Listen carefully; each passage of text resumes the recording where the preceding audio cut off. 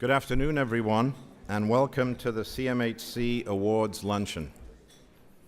I would like to first recognize the Canada Mortgage and Housing Corporation as the sponsor of this luncheon.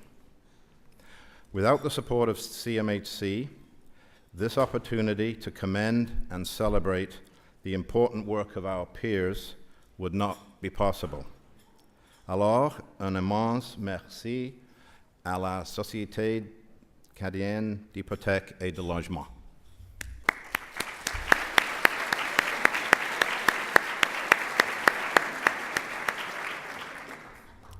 I also have the great pleasure of introducing our guest of honor today. We recognize and appreciate the important role and good work of the Honorable Diane Finley. Minister Finley is responsible for the wide-ranging issues that fall under the Human Resources and Skill Development portfolio, in addition to her responsibilities for the Canada Mortgage and Housing Corporation. Minister Finley's leadership on affordable housing and solutions to homelessness is absolutely vital to the many positive outcomes that you see in your communities. Minister Finley will offer remarks and will present the CMHC Award to this year's recipient. I would ask that you join me in warmly welcoming the Honourable Diane Finley to the stage.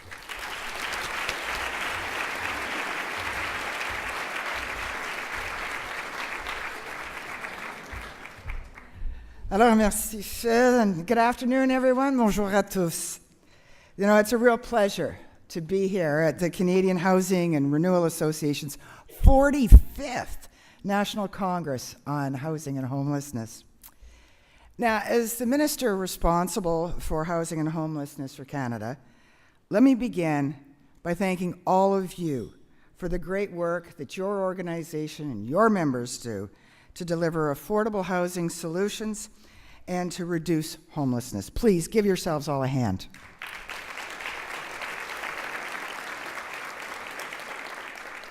And I'm also very pleased that CMHC, for which I'm responsible, is once again sponsoring your Congress and the awards this year. Karen, thanks for doing that.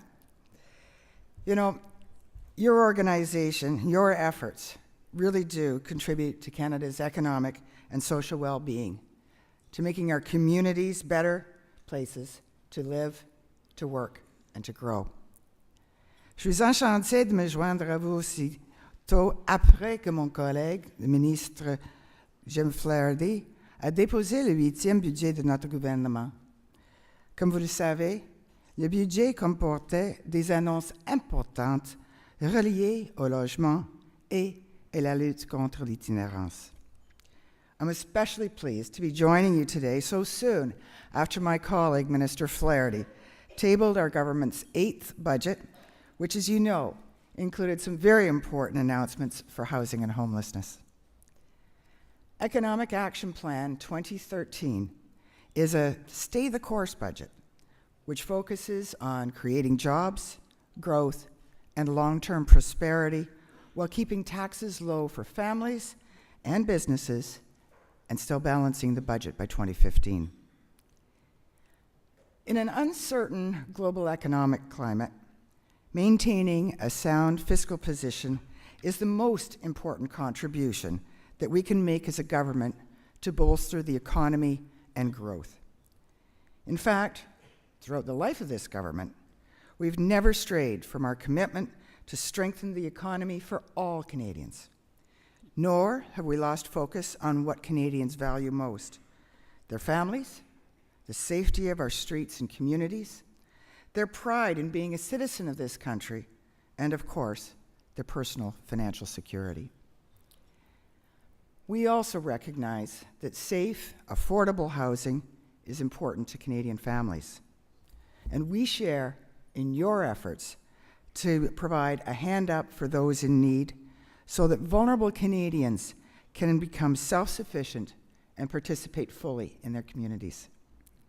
And that's why we continue to invest in housing and homelessness programs in communities right across Canada in partnership with all the other levels of government, First Nations, the nonprofit, and private sectors. Since 2006, our government has invested more than $15 billion in housing and homelessness programs. Our commitment continues in Economic Action Plan 2013, which proposes to renew the homelessness partnering strategy until March 2019, with total new funding of nearly $600 million over 5 years, refocused on a housing first approach.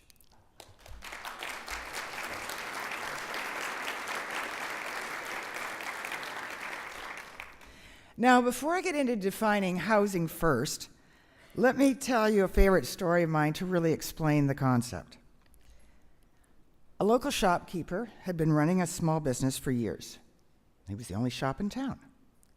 One day, he was dismayed when a brand new business, much like his own, popped up right next door. It got worse when they put up a sign that said, "Best deals on the block." He was horrified when yet another competitor opened it up on the other side, and their sign went up and said, "Lowest prices in town." So the shopkeeper panicked until he got an idea. He put up the biggest sign over his shop, and it said, "Main entrance." Now, the reason that I like to tell that story is because it really drives home the point that if we want different solutions and results to our challenges, we need to address those challenges in new and creative ways. So let's go back to housing first, which by definition involves giving people who are homeless a place to live first, then providing the necessary supports for them to stabilize their lives and to recover as best as possible. Now, some communities have already adopted this model with great success. And for others, adopting this approach will, without question, require a fundamental shift.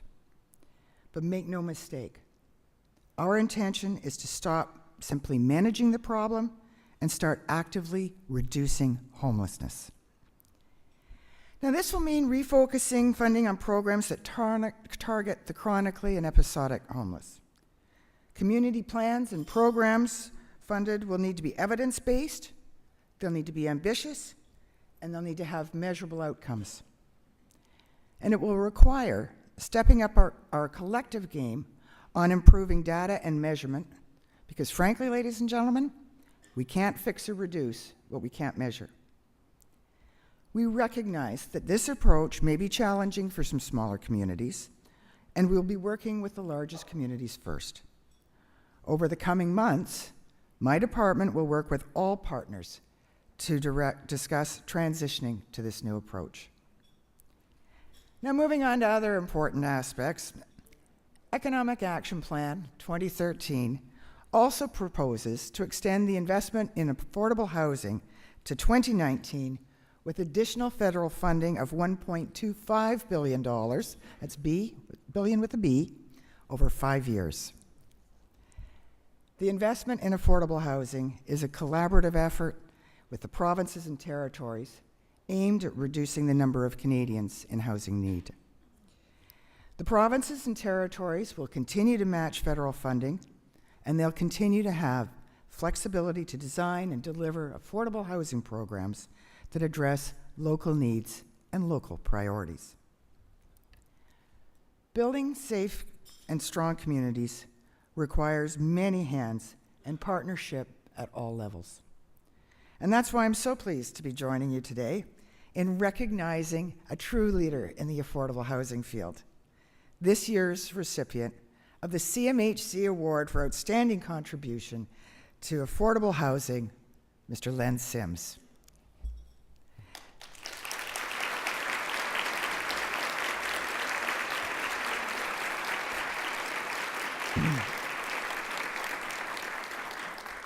Now, as Chair and CEO of the Newfoundland and Labrador Housing Corporation, Len has been an inspirational figure in the province's affordable housing community. And over the past several years, he has spearheaded a comprehensive rehabilitation and maintenance program involving more than 5,000 housing units. Len also oversaw the creation and delivery of residential energy efficiency program, which has supported 4,000 energy efficiency retrofits over the past 4 years alone.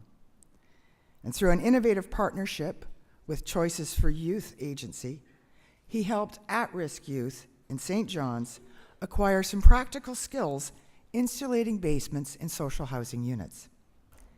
The part of me that's the Minister for Skills Development really appreciates that. Now, as they often say, if you want something done, ask a busy person. From flipping pancakes to raising funds for community organizations to camping alongside youth at Sleep Out 120, Len's commitment to the cause of affordable housing is the stuff of legend, not only in Newfoundland and Labrador, but right across this great country. Len, come on up.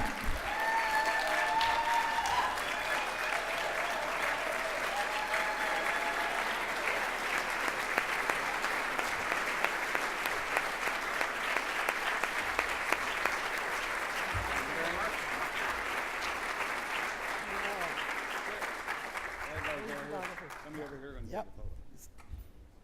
Need it for the next one.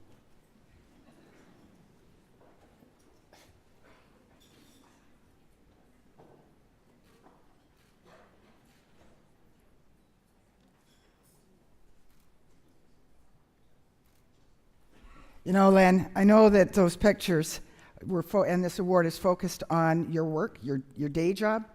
Apart from the impersonation of Willie Nelson up there, I also noted that a lot of those activities were on a volunteer basis, and I want to tell you, switch hats, instead of the minister responsible for CMHC, as the Minister for Volunteerism for Canada, I want to say thank you so much.